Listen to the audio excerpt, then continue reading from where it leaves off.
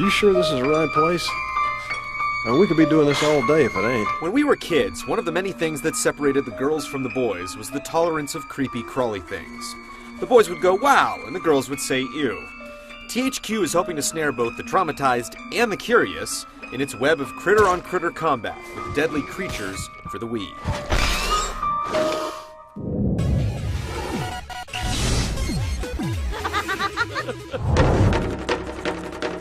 Deadly Creatures is really two tales told at once.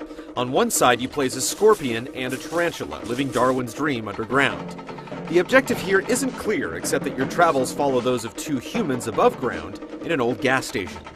It seems that legend tells of buried treasure somewhere nearby, and the two yokels, played by Dennis Hopper and Billy Bob Thornton, are determined to dig it up. This don't make any sense.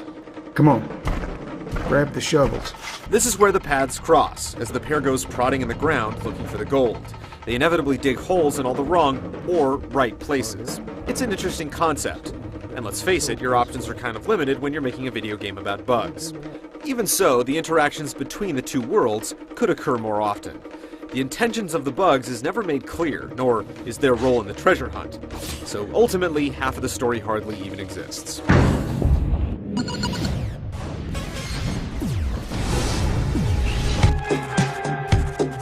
The game is designed so that you can play one level as the tarantula and the next as a scorpion. There's some retreading similar ground with each creature, but otherwise, playing as each one is quite different. Initially, they're both capable of simple melee combat, but as each is upgraded with new attacks, their differences become apparent. Since spiders and scorpions have the ability to climb on walls and ceilings, be prepared to experience true 3D navigation. It can get confusing at times, particularly in dark areas. Yet you can always press a button for a handy arrow to point you in the right direction. Without it, the game would be infuriating. Though there are some hidden paths that hide collectible grubs, you're basically herded down a linear path determined by obstacles the creatures cannot traverse. There are 10 different chapters to play through and 3 different difficulty settings that you can select before loading a save. Playing on normal, you'll get around 10 hours of play out of it, but there's little reason to play it again with just galleries and behind-the-scenes videos to unlock. Each chapter is broken up into several checkpoints, and some will force you through a gauntlet of tough battles before allowing you to save. Crickets are scattered around to give you health boosts, and you'll have to ration them later in the game when things get rough. Deadly Creatures has some pretty standard design. The 2 lead characters provide some semblance of variety, and the attack upgrades provide motivation, but otherwise, it's structured like a standard action-adventure.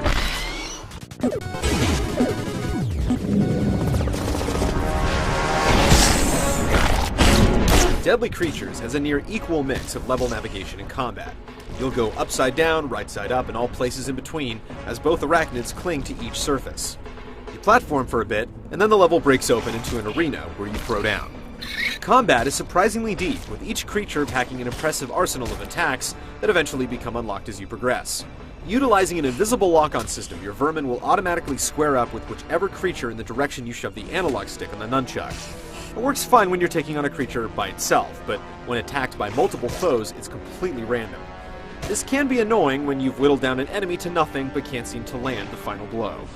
When the scorpion brings an enemy near death, you can press the C button to initiate a finishing QuickTime event.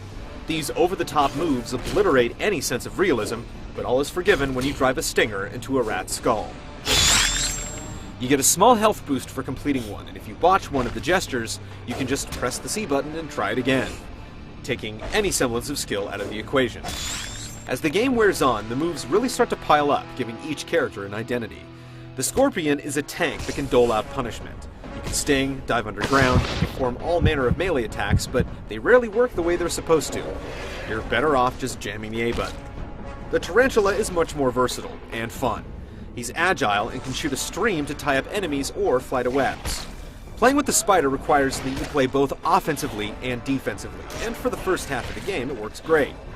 Then you learn to perform the pounce attack using the pointing functionality of the Wii remote, and from there the combat is just an inconvenience.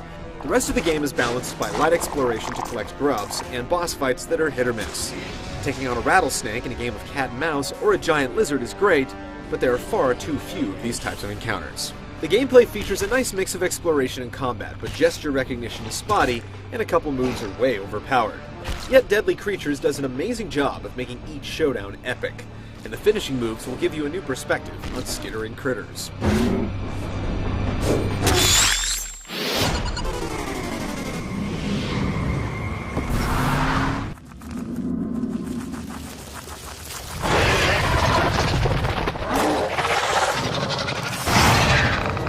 We'll give Deadly Creatures some credit. There's undoubtedly been some TLC given to its presentation. It runs in 16:9 at a 480p resolution and features a crisp, clean display. The geometry is pretty basic and the textures are a little blurry and drab, but some of the animation is really incredible. Both the spider and tarantula move like the real thing, and the sound of their little feet running will make arachnophobes cringe. Thornton and Hopper do a nice job of setting a serious tone, along with the incredible score that makes crawling around underground just as ominous as it should be. I got it. Good God, there's a dead lizard down there. There are issues, though. Enemies will glitch on the level geometry, and the camera can go absolutely bonkers at times. It's no Super Mario Galaxy or Metroid Prime 3, but when you're talking about Wii games, Deadly Creatures features quality visuals and sound.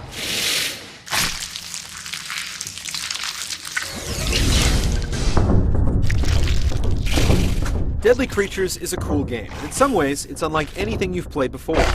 On the other hand, it has a lot of problems that many average games share. The combat is unbalanced and a bit archaic, and the linear design provides few surprises. Yet when you're sidestepping a rattler strike, or finishing off a praying mantis, the stretches of gameplay in between are more tolerable. It's almost funny how seriously the game takes itself, but if you're looking for something out of the ordinary, this trip through the underground provides just enough of everything to be worth playing.